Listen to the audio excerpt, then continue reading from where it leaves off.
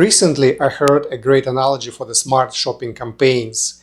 Smart shopping campaigns is almost completely automated, and it takes much less time to set up and maintain.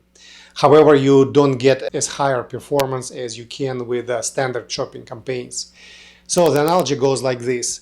A smart shopping campaign is like a laundry machine where you put all your clothes, your silk, linen, cotton, and wool into one load, and you wash it with the same temperature, warm temperature. At the end, you get your clothes clean, but something is not ideal.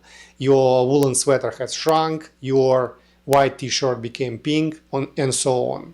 That's exactly what's happening with the smart shopping campaign, where all products are treated more or less equally by Google, and you really cannot put additional budget or bid to certain products the way you can in standard shopping campaigns.